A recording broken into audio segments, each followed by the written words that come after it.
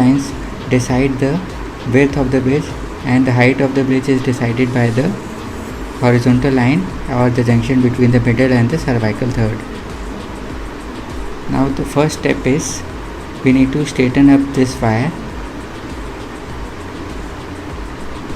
Now to straighten up this wire, we need an Adam's wire, and the groove in this Adam's wire, we can hold the one end of this wire